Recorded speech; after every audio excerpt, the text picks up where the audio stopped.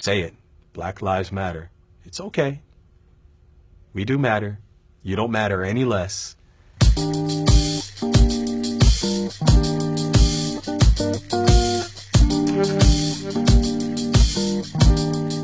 To me, what racism looks like is calling to see an apartment and turning on my phone voice and showing up at said apartment and getting excuses as to why it's no longer for rent. You know, every cop car that drives by me, my blood pressure rises. You know, there's an automatic, fear that grips me. It looks like being told generation after generation what it means to survive in a black body. When you look at movies and TV shows and whatever, you still have the choice black character or the choice brown character who's head snapping or whatever, that's still a caricature of what blackness is or isn't. You know, when you walk down the street, people are afraid of you, and you get so used to it sometimes that you even miss it because it's just so much a part of life. I don't know if I'm going to make it home, right? Anytime a police officer goes by, I'm always having to look over my shoulder. It's that lack of safety. I had a boss once say, well, you know what, girlfriend, that is not what I did on the weekend, And I kept thinking, like, do you really talk to everybody like that? Is that how I speak?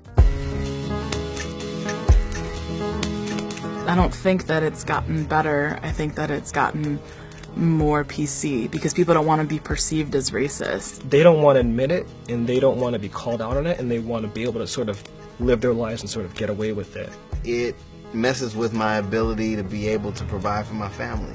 A group of white people might be sitting around talking, and they'll be talking about black people in a very objectifying or distancing kind of way. That, we are talking about them.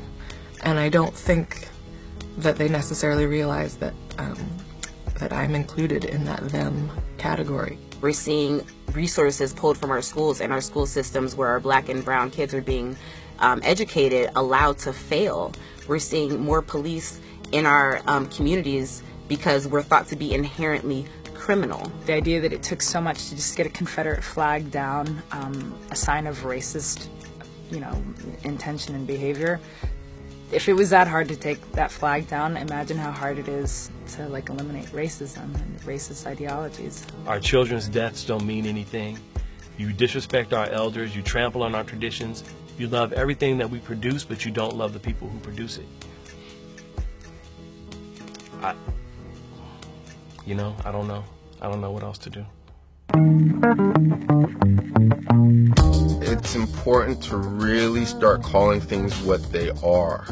As long as things are sugar-coated, we're not going to be able to address the actual problem. Saying I'm not racist, saying I don't see race, none of that really matters unless you're actively trying to undo those systems. So what does that mean?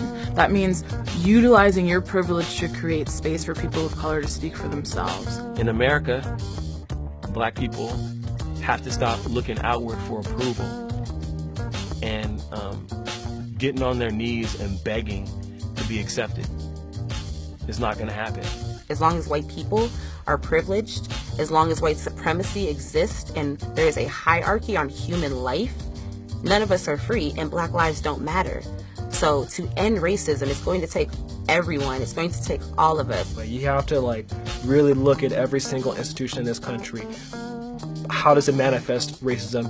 And you got to chip away at it. And we could start from that place of recognizing my humanity, our humanity, the beauty of blackness, the embracing of blackness.